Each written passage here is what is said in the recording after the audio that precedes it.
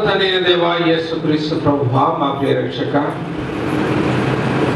ఈ ఉదయకాలం వాక్యం ధ్యానిస్తూ ఉండగా మీరే మా అందరితో మాట్లాడండి. వినగల చెవి, గ్రహించగల మనసు, అనుసరించి నడుచుకోగలిగిన జీవితం మాలో ప్రతి ఒక్కరికి అనుగ్రహించి ఒక్కొక్కరితో మీరే మాట్లాడి మా జీవితాలు సరిచేయమని ప్రభువును ప్రియ రక్షకుడైన యేసు నామమున ఈ వాక్యోపదేశం ప్రారంభిస్తున్నాము తండ్రి. ఆమేన్, ఆమేన్. క్రీస్తునందు ప్రియమైన వారలారా, ఈరోజు మనము ధ్యానించే అంశము థుయతైరా. ఏం చెప్పండి? అందరు చెప్పాలా? థుయతైరా అనే ఊరిలో ఉన్న సంఘము గురించి దేవుడు ఈరోజు మనతో మాట్లాడబోతూ ఉన్నాడు. ఆసియాలో ఉన్న 7 సంఘాలకు పద్మాసు ద్వీపం నుంచి మరి యేసు ప్రభు శిష్యుడైన యోహాను సంఘ దిద్దుబాటు లేఖలు రాస్తూ ఉన్నాడు. అసలు థుయతైరా ఎక్కడున్నది? నేడు టర్కీ అనే ఆ యొక్క దేశంలో దానికి పశ్చిమంగా ఏసియన్ సముద్రం అనేది ఒకటి ఉంటుంది. 42 మైళ్ళ దూరం ప్రయాణం చేస్తే అక్కడ ఈ యొక్క థుయతైరా అనే పట్టణం ఉంటుంది. ఇది ఎవరు ఈ పట్టణాన్ని స్థాపించారు అంటే ప్రాచీన గ్రీకులు అంటే ఎవరు? యేసు ప్రభు కాలానికే రోమన్లు ప్రపంచాన్ని ఏలుతున్నారు. రోమన్ల కంటే ముందున్న వారు గ్రీకులు. ఆ గ్రీకుల కాలంలో ఈ యొక్క థుయతైరా అనే నగరం ప్రారంభించబడ్డది, స్థాపించబడ్డది. ఆ యొక్క పట్టణం యొక్క గొప్పతనం ఏంటంటే పట్టణం మొత్తం తెల్లగానే ఉంటది. అన్ని పాలరాతి కట్టడాలే, పెద్ద పెద్ద గోపురాలే, అన్ని తెల్లటి సున్నాలు వేసే ఉంటాయి. ఎక్కడ చూడు తెలిపే, పగలైనా రాత్రైనా తలతల తెల్లగా మెరుస్తూ ఉంటది. అంత అందమైన సుందరమైన థుయతైరా పట్టణము మరి వ్యాపారాలకు ప్రసిద్ధి. అక్కడ ఎక్కువ ఊదారంగు వ్యాపారాలు, దారపు నూలిపోగు దారాలు, ఉన్ని దారాలు, వాటి మీద ఆధారపడ్డ పెద్ద పెద్ద ఫ్యాక్టరీలు, పని చేసే వాళ్ళు. ఎక్కడ వ్యాపారం ఉంటుందో ఆటోమేటిక్ గా ఫ్యాక్టరీలలో వ్యాపార సంఘాలు వెలుస్తాయి కదండి. పనిచేసే లేబర్ ఒక సంఘం వేస్తే యజమానులది ప్రొపరైటరీ సంఘం ఇంకోటి వెలుస్తుంది. ఎక్కడ మరి పనుల సంఘాలు వెలుస్తాయో అక్కడ ఆటోమేటిక్ గా రాజకీయాలు వెలుస్తాయి.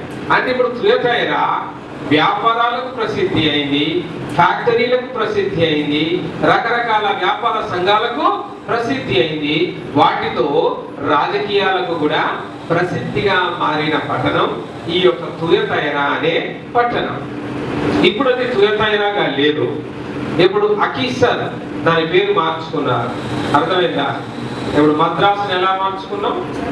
చెన్నై అనే పేరు ఎట్లా మార్చుకున్నాము? ఇప్పుడు జనరేషన్ వాళ్ళందరికీ చెన్నై అనే తెలుసు. ఇక మనం తరగతించిన తర్వాత ఇంతకుముందు మద్రాసు అనేటోళ్ళు అంటే ఇనరుగా మద్రాసు ఏంటండి, మద్రాసు అంట, చెన్నై పో అంట కాదు. అట్లా ఇప్పుడున్న అకీసర్ వాసులకు ఒకప్పుడు అది థుయతైరా అనేది చరిత్రనే సాక్ష్యం చెప్తుంది. ఆ రీతిగా ఇప్పుడు అకీసర్ మీరు పుట్టినా కూడా గూగుల్లో అకీసర్ అనే పట్టణం కనపడుతుంది టర్కీ అనే దేశంలో. ఆ ప్రాంతంలో మరి ఏ రీతిగా సంఘం వెలిసింది?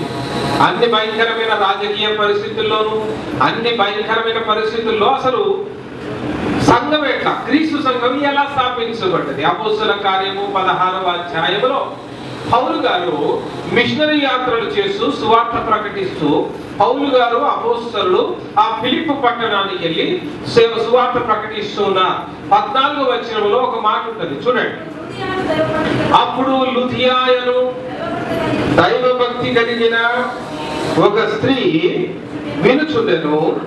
ఆమె ఊదారంగు పొడిని అమ్మో థుయతైరా పట్టణస్తురాలు. అర్థమైనా? ఆమె ఎవరట అంటే ఏ థుయతైరా అనే సంఘం గురించి మనం మాట్లాడుతున్నాము? She belongs to the town Lydia. Thyatira పట్టణస్తురాలు. కానీ వచ్చి ఇప్పుడు ఎక్కడ ఊదారంగు వ్యాపారం చేస్తుంది? ఫిలిప్పు అనే పట్టణంలో చేస్తుంది. ఆ రోజుల్లో సంచార వ్యాపారాలు ఎక్కువ ఉండేవి. ఈ రోజుల్లో లాగా ఎక్కువగా షాపులు, మాల్స్ ఉండేవి కాదు. ఆ రోజుల్లో వ్యాపారం అంటే సంతే. ఆదివారం బంగ్లాలో సంత, బుధవారం ఫలానా ఊర్లో సంత, గురువారం ఫలానా ఊర్లో సంత. అంటే ఈ వ్యాపారస్తులు ఏం చేసేటోళ్ళు ఆ సరుకులన్నీ తీసుకుపోయి సంతలో కూర్చునేటోళ్ళు. ఒక దగ్గర షాప్ పెట్టుకొని కూర్చునే పరిస్థితి కాదు. ఇప్పట్లో బాగా ఊర్లు పెరిగిపోయినాయి, డెవలప్ అయిపోయినాయి కాబట్టి రకరకాల షాపులు వెలిసాయి. అప్పటి పరిస్థితి అది.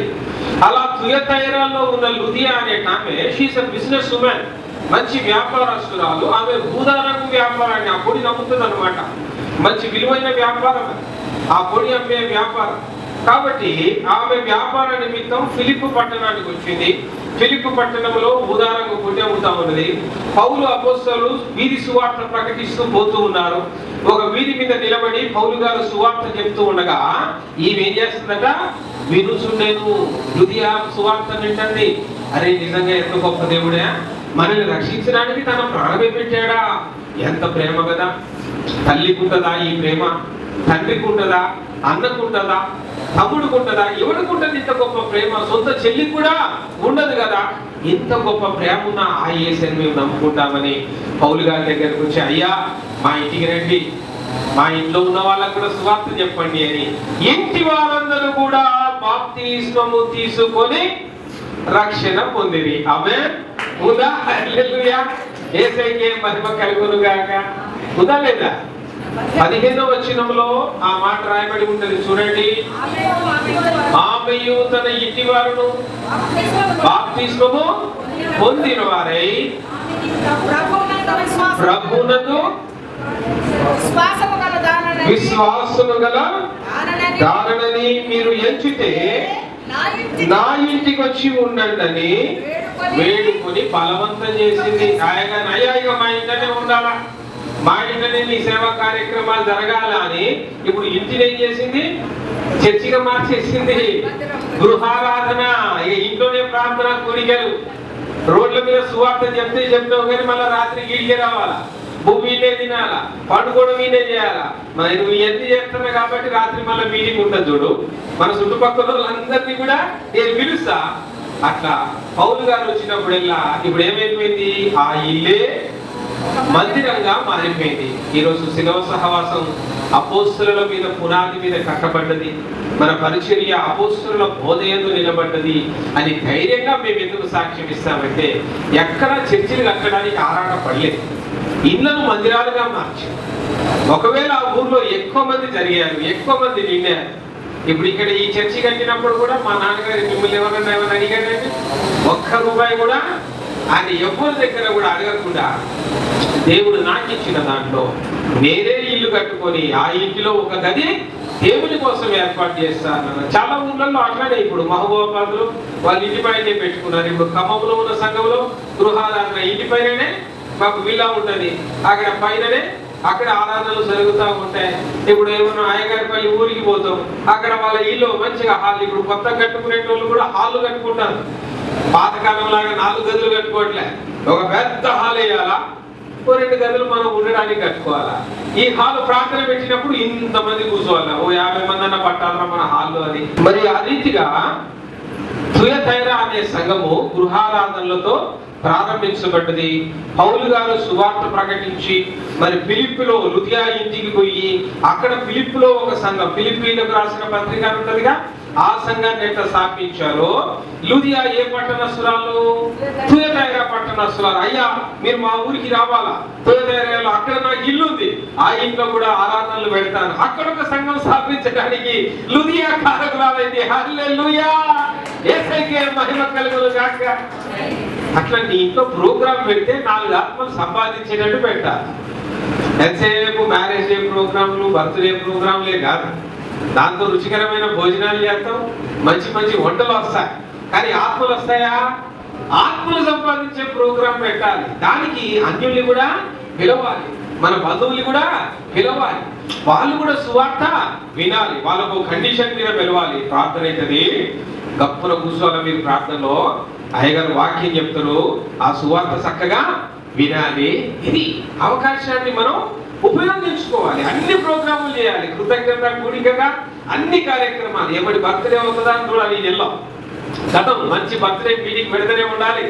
ఆ బర్త్డే మీటింగ్ రోజు సాధ్యమైనంత మందిని, నీకు వీలైనంత మందిని, ఇరుగు పొరుగు అట్లా, అంటే అప్పు చేసి పెట్టమనట్లేదు, సరేనా? ఇక్కడ ఒకే ఒక ఉద్దేశం మైండ్లో గుర్తుపెట్టుకోవాలి. సంతోషంగా బాబుకు కేక్ కట్ చేయడం ఎంత ముఖ్యమో 4 ఆత్మలు మనం సంపాదించడం కూడా అదే ముఖ్యం. కాబట్టి నీ బర్త్డే ప్రోగ్రామ్ లో కాన్సెప్ట్ ఏముండాలి? ఆత్మలు సంపాదించాలి. మ్యారేజ్ డే చేసుకోవాలి, మంచిగా ఆత్మలు సంపాదించాలి. అమ్మో నాయను మరి దేవుడి దగ్గరికి పోయిన వాళ్ళు ఉంటారు, వాళ్ళని ఒక జ్ఞాపకార్థ గుడిగా పెట్టుకోవాలి. ఆ ప్రోగ్రాం పెట్టి ఆత్మలు ఏదో ఒక సోర్స్ లో మనం ఏం చేయాలి? సువార్త ప్రకటిస్తూనే ప్రకటిస్తూనే ప్రకటిస్తూనే మన యొక్క సంఘమే కాదు, మన బంధువుల్ని ఇన్వాల్వ్ చేయాలా, ఇరుగు పొరుగు మన అన్యుల్ని ఇన్వాల్వ్ చేయాలా. 8ంటికి భోజనం టైం కాదు, 6ంటికి ప్రార్థన, 6ంటికి వచ్చి కూర్చోవాలి. మనం పిలిచేది ఎందుకండి? వాళ్ళు ఇచ్చే గిఫ్ట్ కోసం కాదు కదా, మనం పిలిచేది ఎందుకు? సువార్త వినిపించడం కోసం. ఇప్పుడు ఇంతమందికి సువార్త అందించిన ఆ ఆశీర్వాదం ఎవరి మీదకి వచ్చింది? ఆ ఖర్చు పెట్టిన ఇంటి వారి మీదకి అలాంటివి వచ్చేసింది. హల్లెలూయా! లుదియా ఏ రీతిగా తన ఇంటిని ఒక సంఘంగా మార్చిందో, ఏ రీతిగా అనేకులకు రక్షణకు కారకురాలైందో, ఆమె ఒక స్త్రీ అయ్యుండి, ఆమె ఒక ఆడనయ్యుండి కూడా అంత గొప్ప పరిచర్య చేయగలిగినప్పుడు, ఈ రోజుల్లో దేవుడిచ్చిన కృపను బట్టి సొంత ఇల్లున్నాయి, సొంత వాకిళ్ళున్నాయి, సొంతగా ఒక 50 మందికి మనం భోజనాలు పెట్టగలిగిన స్తోమత ఉన్నది కదండి. ఇన్ని అవకాశాలు ఉన్నప్పుడు చక్కగా, ఎందుకంటే అని మనం చెప్తే ఇంటరా, ఆ ఏదో ఒక కంటరం పోతున్నంటే అది సెకండ్ పాయింట్. రిజల్ట్ గురించి ఇక్కడ మనం చెప్పట్లే. పని చెయ్యడం మన వంతు, సువార్త ప్రకటించడం మన వంతు, రక్షించడం ఎవరు అవుతాండి? రక్షణ మనం ఇద్దామండి, అంతుందా మనకి? ప్రకటించుట మన వంతు, రక్షించుట దేవుని వంతు. కాబట్టి ప్రకటించడానికి మనం ప్రయాసపడదాం. ఆ రీతిగా తుయతైరా సంఘం స్థాపించబడ్డది. క్లియర్? అసలు తుయతైరా ఏంటి, ఆ పట్టణం ఏడుందో చెప్పాను. ఇప్పుడు టర్కీలోని అకీసర్ పట్టణముగా మార్చబడ్డది. క్లియర్? రెండవది, అసలు తుయతైరా సంఘం ఎలా ప్రారంభించబడ్డది అనే విషయాన్ని చెప్పాను. పౌలు గారు సువార్త ప్రకటించుచూ ఉండగా లుదియా ఆరి ఇంటి వారు సువార్త విని ఇంటినే గృహారాధనగా మార్చి అదే పని ఫిలిప్పీలో చేసిన పనే తుయతైరాలో కూడా చేసి తుయతైరాలో సంఘాన్ని స్థాపించారు. Now coming to the third point. వారు స్థాపించినప్పటికీ, ఈ ప్రకటన గ్రంథంలో యోహాను లేఖ రాసినప్పటికీ అక్కడ ఉన్న పరిస్థితులు ఏంటి? పౌలు గారు సువార్త ప్రకటించిన కాలం అంటే క్రీస్తు శకం 30 నుంచి 40 సంవత్సరాల కాలం కదండి. ప్రకటన గ్రంథంలో యోహాను పద్మాసు ద్వీపంలో వేయబడ్డప్పటికీ క్రీస్తు శకం 100వ సంవత్సరం కాలం. అంటే అప్పటికి ఇప్పటికి కనీసం ఒక 60 సంవత్సరాల గ్యాప్. అప్పటికి లుదియా లేదు, చనిపోయింది, పౌలు లేడు, అయిపోయాడు. అంటే ప్రయాసపడ్డ బ్యాచ్ అంతా ఇప్పుడు ఏమైంది? ఇప్పుడు కొత్త తరం, ఈ 60 ఏళ్లలో ఎవరు వచ్చారు? కొత్త కొత్త బ్యాచ్లు దిగారు. శిలువ సహవాసం స్థాపించినప్పటికీ ఇప్పటికీ మన దాంట్లో వృద్ధులైన వారు గతిస్తూనే ఉన్నారు. ఆనాడు చిన్నపిల్లలుగా ఉన్నవారు ఈరోజు పెరిగి వీలు వృద్ధులయ్యారు కదా. అసలు సాధుగారు ముఖం తెలవని తరం ఒకటి ఉంది, సంజయరావు గారు ముఖం ఎట్లుంటుందో తెలవని తరం ఒకటి ఉన్నది. అలా కొత్త తరాలు వస్తూనే ఉంటాయి. తుయతైరాలో కొత్త తరాలు వచ్చిన తర్వాత కొత్త కొత్త ఆలోచనలు, కొత్త కొత్త పద్ధతులు. అయ్యగారు ఇట్లా చేద్దామండి, మన చర్చిలో ఈసారి ప్రోగ్రామ్ ఇట్లా చేద్దామండి. ఎందుకురా ఇట్లా చేయాలంటే ఫలానా చర్చిలో అట్లా చేస్తున్నారుగా. అంటే ఇప్పుడు ఎవరిని ఆదర్శంగా తీసుకున్నాడు? పక్కనున్న చర్చిని ఆదర్శంగా తీసుకున్నాడు, కానీ ప్రభువుని ఆదర్శంగా తీసుకోలేదు. మనం మనుషుల్ని వెంబడించు వారముగా కాక దేవుడిని వెంబడించు వారంగా ఉండాలి. హల్లెలూయా! యేసుకే మహిమ కలుగును గాక. ఒక్కొక్కసారి యవనస్తులు నాకు కొన్ని ఆలోచనలు ఇస్తా ఉంటారా, ఇట్లా చేస్తే బాగుంటుందన్నా, అట్లా చేస్తే బాగుంటుందన్నా నేను చెప్తా ఉంటా. బైబిల్ ఉందా అంట, ఒకటే మాట. మనం ఎట్లన్నా చేద్దాం, పర్లేదు, బైబిల్లో ఉన్నట్టు చేద్దాం, అంతే కదండి. బైబిల్లో లేని వ్యాపారాలు మనకి ఎందుకు?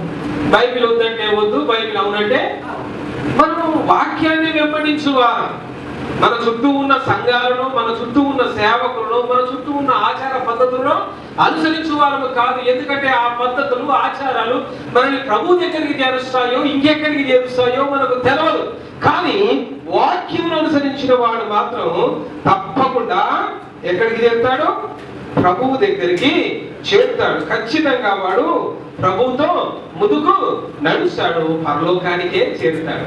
అలాంటి గొప్ప అవకాశాన్ని మనము మిస్ చేసుకోకూడదు. కాబట్టి వాక్యాన్ని అనుసరించి నడవాలి. తుయతైరా సంఘంలో అదే ప్రాబ్లం ఉంది. 18వ వచనంలో అందుకే మాట్లాడుతూ ఉన్నాడు. చూడండి, ప్రకటన గ్రంథము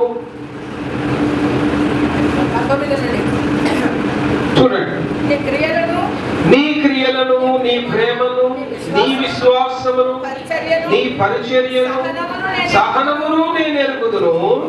నీ మొదటి క్రియల కన్నా నీ కడపటి క్రియలు మరి ఎక్కువైనవి. హల్లెలూయా!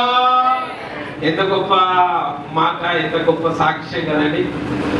అంటే నువ్వు దేవుని నమ్ముకున్నప్పుడు ఎట్లున్నావో అక్కడికంటే ఇప్పుడు నీ భక్తి పెరిగింది, నీ ఉపవాస జీవితం పెరిగింది, నీ ప్రార్థనా జీవితం పెరిగింది, ప్రభువుకి ఇచ్చుటలో నువ్వు ఇంకా పెరిగావు. ఆనాడు ఏమీ లేని వాడుగా ఉన్నావు, ఈ రోజు దేవుడు నిన్ను దీవించి ఉన్నతమైన స్థితికి తీసుకొని వచ్చాడు. పెరిగావు.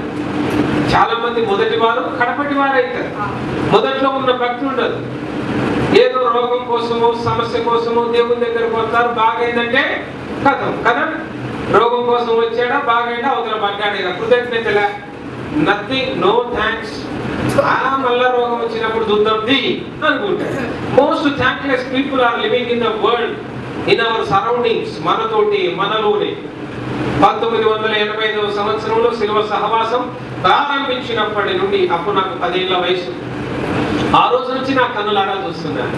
ఎంతమంది వచ్చారు, ఎంతమంది ఆగిపోయారు, ఎంతమంది మా ఇళ్లలో దయ్యాలు బట్టి, మా ఇళ్లలో నెలలు మేము వారిని కాపలా కాసి, వారికి భోజనం పెట్టి, వారికి వస్త్రాలు ఇచ్చి, ఇంట్లో ఒక సభ్యులుగా వాళ్ళని చూసుకున్నాము. బాగైన తర్వాత వాళ్ళ తర్వాత కాలంలో ఏమాత్రం కృతజ్ఞత లేకుండా విడిచిపోయిన వారు. నానున్నంత కాలం ఒక రకంగా ఉంటే, మరి నాన్న తర్వాత నేను సేవా బాధ్యతలు చేపట్టినప్పటికీ మళ్ళా స్వార్థంతో వేరైన వారు ఎంతమంది ఉన్నారు. అందరినీ కళ్ళ ముందు చూసిన 10 ఏళ్ల వయసు నుండి నాకు జ్ఞానం ఉన్న రోజుల్లో నుంచి శిలువ సహవాసం మన పరిచర్యలోనే ఇన్ని చూసినప్పుడు, ప్రపంచవ్యాప్త పరిచర్యలో ఇంకెన్ని మార్పులు ఉండాలని, మన చిన్న ఇంత గుంపులోనే ఇంత ఉన్నప్పుడు. కాబట్టి చాలా మంది కృతజ్ఞత లేని వారుగా వెళ్ళిపోతారు. మొదటి వారు కనబడి వారుగా నశించిపోతారు. కానీ తుయతైరా సంఘ వాసులకు ఉన్న గొప్ప సాక్ష్యం ఏంటో తెలుసా? దినదినం అభివృద్ధి చెందారట. విశ్వాసం పెరిగింది, ప్రార్థనా జీవితం పెరిగింది, అన్ని విషయాల్లో వాళ్ళ అభివృద్ధిలోకి వచ్చాయి. అట్లా ఒక గుంపు ఉంది. వాళ్ళ దాంట్లోనే ఇంకొక గుంపు కూడా ఉంది. చదవండి, ఏంటా గుంపు? ముందుకు చదవండి. 20వ వచనం. అయినను నీ మీద తప్పు ఒకటి నేను మోపవలసి ఉన్నది, ఏమనగా తాను ప్రవక్తినను చెప్పుకొనుచున్న యెజబెలు స్త్రీని నీవు నిలుచుచున్నావు. ఇది సమస్య. పాతకాల సంఘస్థులు, పౌలు గారు ఉన్నప్పుడు స్థాపించిన వాళ్ళు, ఆ భక్తి విశ్వాసాల్లో పెరిగిన వారు దినదినము విశ్వాసములో ఎదుగుతా ఉంటే, కొత్త తరము యవ్వనస్తులు, కొత్త తరపు సంఘస్థులు వాళ్ళను వీళ్ళను చూసి దిగజారే స్థితిలోకి వచ్చారు. యెజబెలు అనే అబద్ధ ప్రవక్తిని నీవుండని చూస్తున్నావు. ఏంటి యెజబెలు అనే అబద్ధ ప్రవక్తిని? యెజబెలు గురించి అందరికీ తెలుసు కదా. ఇజ్రాయేలు రాసిన ఆహాబు యొక్క భార్య. ఇజ్రాయేలు రాజు అంటే పవిత్రమైన పరిశుద్ధ దేవుని ఆత్మరూపిగా ఆరాధించువాడు, విగ్రహారాధన చేయువాడు కాదు. ఆయన ఒక అన్య స్త్రీని పెళ్లి చేసుకున్నాడు. ఆమె పేరే యెజబెలు. ఆమె ఇంటి నుండి వస్తా గృహ విగ్రహాలు తెచ్చుకున్నాడు. అన్య స్త్రీని పెళ్లి చేసుకోవడమే తప్పు. ఒకవేళ పెళ్లి చేసుకున్నా కూడా ఏ కండిషన్ మీద చేసుకోవాలా? ఇష్టపడి చేసుకుంటే, నా భర్త దేవుడే నా దేవుడు, ఆ ఇల్లు పూజించు వారే నేను పూజించేదను, నా తండ్రి ఇంటితోటే నా గృహదేవులను విడిచేదను, ఈ కండిషన్ తో రావాలా? ఆ కండిషన్ తో రాలే. బాగా నచ్చింది, బాగా జర అందంగా, గుర్రగా, ఎర్రగా ఉండేలోగా. ఆహాబు రాజు కూడా మిఠాయి దొరికిందిరా అనుకున్నాడు. కానీ లే అనుకున్నాడు. ఫస్ట్ వచ్చినప్పుడు ఒక గదిలో మూల కాక పెట్టుకుంది, గృహ విగ్రహాన్ని పెట్టుకుంది. ఆ మరిగా ఏదో పెట్టుకుని నడిపింది బయటికి పడి తెలవకుండా. ఓ సంవత్సరం అట్టిది కలిసిన తర్వాత ఒక యాగం చేయాల్సి వచ్చింది. ఇప్పుడు ఆ యాగంలో కంపల్సరీ భర్త కూడా ఉండాలి, భార్య పక్కన. కొన్ని ఉంటాయి కదా ఆచారాలు. ఇలాంటి యెజబెలుని ఇప్పుడు ఎవరు పెంచి పోషిస్తున్నారు? ఎవరు? తుయతైరా సంఘవాసులు కదండి. 2వ రాజుల గ్రంథం 1వ అధ్యాయము 2వ అధ్యాయం 39వ అధ్యాయం వరకు కూడా యెజబెలు మరణం వరకు కూడా క్లియర్ గా ఉంటుంది. ఈ రెండిట్లలో అది పెద్ద సంభాషణ. మీరు తీరిగా కూర్చొనైనా కూడా దాన్ని చదువుకోవచ్చు. కాబట్టి క్రీస్తులకు ప్రియులారా, ఇక్కడ మనం గమనించాల్సిన ఒక విషయం ఏంటి అంటే, దేవుడు తుయతైరా సంఘాన్ని ఏమని హెచ్చరిస్తూ ఉన్నాడు? మీరు అట్టి యెజబెలును మీ మధ్యలో ఉండనిచ్చుచున్నారు. లేదుగా ఇప్పుడు యెజబెలు అనేది లేదుగా మరి సంఘంలో. ఎందుకన్నాడు ఆ మాట? యెజబెలు అనే పేరుతో ఎవరు లేరుగా. ఆడ పేరు కాదు, యెజబెలు యొక్క ఆత్మ బోధకుల్లో దొరుకుతుందట. ముసుగు లేకుండా స్తుతి ఆరాధన చేసే బోధకుల్లో యెజబెలు ఆత్మ ఉంటుంది. అతనిగా లిప్స్టిక్ పెట్టుకొని పాటలు పాడే వాళ్ళలో యెజబెలు ఆత్మ ఉంటుంది. చర్చికి స్లీవ్లెస్ వేసుకొని వస్తారు, యెజబెలు ఆత్మ ఉంటుంది. బజారుకు పోయే ఆ యొక్క మామూలు బట్టలతోటి చర్చికి అసహ్యమైన బట్టలు, స్కిన్ టైట్లు, షార్ట్ పొట్టి డ్రెస్సులు. మంది పల్లెటూరు సంఘాలు కాబట్టి ఇంకా మన వరకు ఆ సంస్కృతి వ్యాపించలేదు. ఎంత అసభ్యకరంగా దేవుని సన్నిధికి రాడు. దేవుని సన్నిధికి వస్తున్నామన్న భయం లేదా, భక్తి లేదా? పాటలు బుక్ లేకుండా వస్తారు దేవుని సన్నిధికి, బైబిల్ లేకుండా వస్తారు దేవుని సన్నిధికి. ఎంత ఇంపార్టెంట్! ఎక్కడికి పోతున్నాం మనం? దేవుని సన్నిధికి పోయేటప్పుడు ఏముండాలి? చేతిలో బైబిల్ ఉండాలి, పాటలు బుక్ ఉండాలి, రాసుకోవడానికి నోట్స్ ఉండాలి, చేతిలో ఒక పెన్ ఉండాలి. Basic things. You are coming to the church. బజారు పోయి అక్కడ పోయి ఇటు రావడానికి కాదు. ఇదే యెజబెలు. యెజబెలు అంటే ఎవరో కాదు, నేటి క్రైస్తవ సంఘాలని బట్టి పిలుస్తున్న యెజబెలులవే. పనికి మాలిన సోకులు. బ్యూటీ పార్లర్లో పోయి జరా హెయిర్ శుభ్రంగా కట్ చేసుకొని లెవెల్ చేసుకుంటే అక్కడ వరకు తప్పేం కాదు. అది ఏదో ఒక షాప్ అయితే పోయి చేయాలిగా. మొగోళ్ళ షాప్ పోయి చేయలేరుగా. అట్లా ఆడోళ్ళ షాప్ పోయి చేసుకోవడం అక్కడి వరకు తప్పేం కాదు. What ever return in the Bible, if you miss it, it is a nation. ఎందుకు విగ్రహాలను పెట్టింది? ఎందుకు తినొద్దన్నాడు? తింటే కడుపులో వస్తుందా? వాంతులైతేయా? విషమే చచ్చిపోతామా? ఏమైందండి తింటే? ఏమైంది చెప్పండి? ఏమన్నా అయిందా? ఏమి కాదు. మరి ఎందుకు తినవద్దు మనం? వాళ్ళ ప్రశ్న అదే. అది ఏం కానప్పుడు తినడానికి ఏమైందా? మేము తినట్లే, కిస్మిస్కి ఇచ్చిన కేక్ తినలే, ఇప్పుడు ఇది ఏమైతుంది? ఏదో అయితే తినడం కాదు, ప్రభు వద్దన్నాడు కాబట్టి సింపుల్. ఏదేదో తోట పాపమే మళ్ళా రిపీట్ అయింది. పండు తింటే చచ్చిపోతామని కాదు, ప్రభు వద్దన్నాడు, వీళ్ళు తిన్నాడు. ప్రభు యొక్క ఆజ్ఞను అతిక్రమించారు కాబట్టి పాపం చేశారు. ఆజ్ఞాతిక్రమమే పాపము. ఆ పాపం వల్ల ఏమొచ్చింది? మరణం. ఈ రోజు యేసు ప్రభు వాక్యాన్ని వింటున్న నీవు, బాప్తిస్మం తీసుకుంటున్న నీవు, యేసు ప్రభు రక్త మాంసాలు రెగ్యులర్ గా నీ శరీరంలో ప్రవహిస్తున్న నీవు మళ్ళీ ఈ విగ్రహార్పితమైన దాన్ని తినడం ద్వారా ఇప్పుడు ఏమైంది? ప్రభు యొక్క ఆజ్ఞను ఉల్లంఘించిన వాడినైనావు. దేవుని వాక్యంలో ఏవి వద్దన్నాయో అవి వద్దంతే. ఇక కాంప్రమైజ్ లేదు, ఇక సెకండ్ డిస్కషన్ లేదు, సెకండ్ థాట్ లేదు, దాని మీద అనవసరమైన డిబేట్ లేదు, అనవసరమైన రచ్చ లేదు. ఎవరైనా ఎందుకు అంటే మాకు దేవుని వాక్యంలో వద్దను ఉంది కాబట్టి వద్దు. డిబేట్ గా ఏమైందా? మురికిదా? మల్లెమైందా? ఈగల వల్ల, దోమల వల్ల, దొడ్డు నీకేమైందా? నాకేం కనప్పుడు నీకేమైందా? ఇంటుంటాయి సమస్యలు. నా బాల్యం నుంచి ఎదుర్కొన్న సమస్యలే. వాళ్ళకి నేను ఇచ్చిన జవాబు ఒకటే, I believe in the Bible. When the Bible say no, I say no. Simple. When the Bible say yes, I say yes. నీ తల్లిని నీ తండ్రిని సన్మానించు ఉందా బైబిల్లా? ఇంచుము, సన్మానించుము. ఇది చేయడు. ఒసే అమ్మ, ఒసే నాన్న, ఒసే నాన్న, ఒసే అమ్మ. ఇదెక్కడి ప్రేమ రా ఆయన? నీ ప్రేమ తగిలేయ. దీన్ని ప్రేమ అంటారా? మర్యాద ఉందా? నాన్న గారు అనే పిలుపుకు తోక గారి తీసేసావు. ఇప్పుడు నాన్న అయింది. మా తరంలో నాన్న అని పిలిచాము. మా నాన్న కంటే ముందు తరంలో నాన్న గారు అని పిలిచేవారట. మా తరానికి వచ్చేలోగా గారు కాస్త సైడ్కి పోయింది, గారాలో పెరిగింది, నాన్న అయింది. ఇప్పుడు అంతా షార్ట్ ఫామ్ అయిపోయింది. అన్నిటి షార్ట్, చిన్న పేర్లు అంతా short form. Chat, S chat, no chat style అయిపోయింది అంతా కూడా. ఇక తెలుగులో ఆ నాన్నను కూడా నా అంటే ఇంకో నా పలకలేక అంత బద్ధకం రామాయణ వీడికి. ఈ ఏవెన్సులు ఏమి తండ్రిని తల్లిని always teach your children about the respect. నాన్నగారు, అమ్మగారు, లేదా మంచిగా మమ్మీ, డాడీ. నీకు ఇంగ్లీష్లో మోడ్రన్ ఉండాలి అనుకుంటే mummy, daddy, full words, not posh harsh words అంత అవసరం లేదు. సన్మానించు. వృద్ధాప్యం వస్తుంది వాళ్ళకి, వృద్ధాప్యంలో కసురుకోబాకు, చేత కాదు, అరే గ్లాస్ నీళ్ళేరా విసుకుంటాడు, గ్లాస్ నీళ్ళు ఇవ్వడానికి వాడని విసుకుంటాడు. చిన్నప్పుడు వీడు ఎన్ని కథలు పడితే అమ్మమ్మ ఎత్తుకోవాలా, నానమ్మ ఎత్తుకొని ఆడియాలా, అమ్మమ్మ నానమ్మ చేతులు దాటకుండా ఎవడని ఎదిగినా పాపం వాళ్ళు ముసలోళ్ళు అవుతారు, చేత కాదు, బీపీలు, షుగర్లు, పెద్ద వయసు, మచ్చానాలు కూర్చుంటారు, ఏదో ఒకటి అంటారు. ఉత్త కూర్చుంటారు కదా, ఏదో అంటారు. ఆడిపోయేటప్పుడు అరే అది తీరా అంటారు, ఇది పోయేటప్పుడు ఇది తీరా, నువ్వు తీసినా చేయకుండా గప్పు ఉంటే చాలు.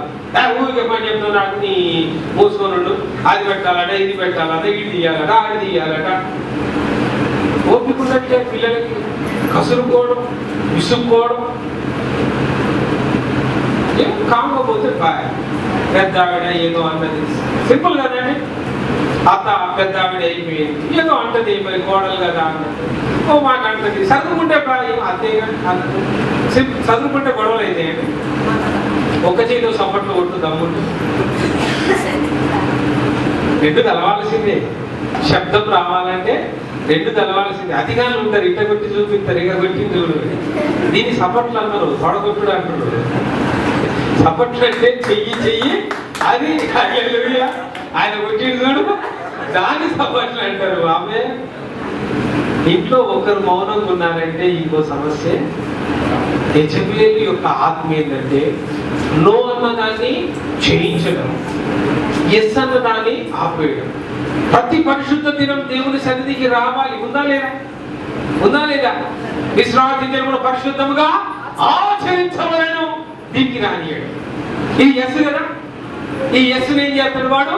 నో చేస్తాడు. పొలం పనం, బర్రె పనం, గొర్రె పనం, ఇంకెవడు చుట్టం పనం, గొట్టం పనం, ఏదో ఒకటి అడ్డం పెట్టి చివరికి ఏం చేస్తున్నాడు? ఆయన సరే అంటే ఎస్ అన్నదాన్నేమో చెయ్యనీయడం, నో అన్నదాన్నేమో మందోటే చెయ్యనేస్తారు. అబద్ధం ఆడకూడదు, అన్ని కలిసి పొద్దులు లేస్తే పలికేదనే. దొంగలను క్షమించిన దేవుడు అండి మన దేవుడు, అంత గొప్ప దేవుడు. క్షమించడం మనం పలికినంత సులువుగా చాలా గట్స్ ఉండాలి. ఎవరినైనా క్షమించాలంటే, నీకు నష్టం చేసిన వాడిని, కీడు చేసిన వాడిని క్షమించాలని. ప్రేమ ఉంటే సరిపోదు, క్షమించడం చాలా గొప్ప. ప్రేమ ఉందని చెప్పుకుంటే సరిపోదు. ఈ రోజుల్లో ఇళ్లలో కొట్లాడటం కారణం ప్రేమ లేక. ప్రేమ చల్లాలి. గత దినాల్లో ఏమైంది? ప్రేమ చల్లాలి. అక్రమము విస్తరిస్తుంది. మన చుట్టూ ఉన్న వార్తలు వింటున్నారుగా, ఎంత డేంజరస్ ఉన్నాయి. అక్రమము విస్తరిస్తుంది. కాబట్టి మర్యాద లేదు. భార్య భర్తలు ఒకరి మధ్యలో ఒకరికి, ప్రేమించలేని భర్త, గౌరవించలేని భార్య, అంతే కదా. ఆమె గౌరవం లేదు, నోటికి వచ్చినట్టు మాట్లాడుతుంది. వీడికి ప్రేమ లేదు, తప్పించుకొని తిరుగుతూ ఉంటాడు. మీ ఇద్దరు పిల్లలకు ఒక పెద్ద మాదిరి. కాబట్టి పిల్లలు అర్థంగా పెరుగుతారు. క్రమశిక్షణ లేని విధంగానే పిల్లలు పెరుగుతారు. తల్లి అంటే గౌరవం ఉండదు, తండ్రి అంటే గౌరవం ఉండదు. ఎందుకు? దానికి పునాది వేసింది ఎవరు? నువ్వే. మంచి క్రమమైన క్రైస్తవ కుటుంబముగా మాదిరిని చూపిస్తే they will definitely respect you. నా తండ్రి మా అమ్మని ఎంత బాగా ప్రేమిస్తారు తెలుసా? I should be like that. నా తండ్రి ఎంత గౌరవిస్తారు తెలుసా? మాట అంటే మాట తీసేది. అంత మంచి విషయం, ఎంత మంచి తల్లి కదా. ఇప్పుడు పిల్లల దృష్టిలో భార్యాభర్తలు తల్లిదండ్రులుగా ఎంత గౌరవానికి పోతారండి. ఈ గౌరవ విలువల్ని మీరే పోగొట్టుకుంటున్నారు. ప్రేమ లేక అడ్లతో కొట్లాడుకుంటా, మాట్లాడుకుంటా, చికాకు పడుకుంటా, పిల్లల మీద మీరు చేసుకున్న పిచ్చి చేష్టలన్నీ కూడా పిల్లల పసి మనసుల మీద ప్రభావాన్ని చూపించి చివరికి వేస్ట్ కాదు, చాలా గలీజు మంచిగా, మా డాడీ వేస్ట్ కాదు, నువ్వు కలుస్తుంది మమ్మీ పెడతాడు, కొడుతాడు, అటు అయిపోయిందా వాళ్ళ పిల్లలకు you are hero. But now you become zero with your attitudes. నీ క్రియల మూలంగా నీ పిల్లలకి నువ్వు ఏమయ్యావు? అల్టిమేట్ గా వాడి దృష్టి వెళ్ళిపోతుంది తెలుసా? మా ఫ్రెండ్ వాళ్ళ డాడీ అయితే మస్తు గ్రేట్ అంటే తెలుసా? పోయిందా మైండ్? అంటే నువ్వు హీరో అన్న స్థానాన్ని నీ ఫ్రెండ్ వాళ్ళ డాడీ హీరో అన్న స్థానానికి పంపింది ఎవరండి? నువ్వు కదా. పిల్లలు ఎవరికి కూడా ఒక వయసు వచ్చేదాకా ఎవరి డాడీ అయినా జీరోనే. ఓన్లీ మై డాడీ ఈజే ఆ కాన్సెప్ట్లోనే పిల్లలు ఉంటారు. ఎందుకంటే మన ప్రయాసాలు కలుపు చూస్తారు. కానీ మన క్రియలు, మన మాటలు, మన చేష్టలు మన పిల్లల్ని నాశనం చేసి కొద్దిగా టీనేజ్ 11 ఏళ్ళ వయసు వచ్చేటప్పటికి ఇక వాడికి అది అందరూ దొరకడు. ఫ్రెండ్సే లోకం అయిపోయింది. ఫ్రెండ్స్ ఫ్రెండ్స్ ఆడపోయి వాళ్ళ ఇళ్ళలో తింటాడు, మీట తినడు, ఆంటే తింటాడు, అవసరమైతే ఆంటే పడుకుంటాడు. ఇల్లు నరకండి, వేస్తాం మా ఇల్లు మీ ఇల్లా ఉండదుగా, గౌరవం బాగున్నాయి, దానికంటే బస్ స్టాండ్లో పడుకుంటారు నువ్వు వద్దని. వాడు ఇంకా పెద్ద సినిమా కనపడుతుంది, 35 mm కాస్త 70 mm చూపిస్తారు టికెట్. వాడు ఇంకో నలుగురికి చెప్పుకుంటాడు, అదే మన రాహుల్ వాళ్ళ డాడీ వేస్ట్ కదా, వాళ్ళ మమ్మీ డేంజరస్ అబ్బో అయిపోయారు. పోయిందా? ఒక్కడితో పోవాల్సింది, ఒక్కరితో పోవాల్సింది, ఒక్క ఫ్రెండ్తో పోవాల్సింది. స్కూల్లో ఉన్న 500 మందికి రాహుల్ వాళ్ళ డాడీ తన దుర్మార్గుడు, మమ్మీ ఒక waste candidate. Who pass the message? ఇంటి విషయాన్ని బయటికి రచ్చగా మార్చిన వాడేవాడు ఇంట్లో ఉన్న మనం కదా, యాజ్ పేరెంట్స్ మనం కదా. అందుకే యజబేలు లాంటి దాన్ని కూడా దేవుడు క్షమించడానికి సిద్ధంగా ఉన్నాడమ్మా. దేవుడు సిద్ధంగా ఉన్నాడు. కానీ మనసు మార్చుకోకపోతే మాత్రం మంచం పడతావు, జాగ్రత్త. చంపేరు, నిన్ను చంపాలి, నీ పిల్లల్ని చంపుతా. నువ్వు మంచం పట్టాలి, కాళ్ళు చేతులు ఆడకుండా మంచాలను నువ్వు చూడాలి. నీ కళ్ళ ముందే నీ పిల్లల వికృత చేష్టలు నువ్వు చూడాలి. వాళ్ళు చేసే చిత్రహింసలు, మెట్ల కింద మంచం వేసి కుక్కర్ పక్కన కట్టేసి కుక్కర్ పెట్టినట్టుగా చింపకుడు పెట్టడం నువ్వు నీ కన్నులారా చూడాలి. నేను నిన్ను చావని పనిష్మెంట్ ఫర్ యు. నువ్వు బతుకున్నగానే నీ పిల్లల్ని చంపేస్తా. 20 ఏళ్ళ వయసుకు వచ్చిన పిల్లగా ఎంతో ఇంటికి ఆదరిస్తాడు అనుకునే కళ్ళ ముందు యాక్సిడెంట్ చేసి చచ్చిపోయాడు. బతుకున్నగానే నీ పిల్లల్ని చంపారు. ఎంత పెద్ద శాపం. దేవుడు దీవించడానికి సిద్ధంగా ఉంటే దీవెనను పక్కన పెట్టుకొని నువ్వేం చేస్తున్నావు? మారు మనసు పొందకుండా ఏం చేసుకుంటున్నావు? శాపాన్ని తెచ్చుకుంటున్నావు. కాబట్టి రండి ఒకరిగా దేవుని సన్నిధిలో మన జీవితాన్ని సమర్పించుకుందాం. ప్రభువా, తుయతైర సంఘముతో మాట్లాడిన తండ్రి, ఈ దినము నీవు నాతో కూడా మాట్లాడియున్నా.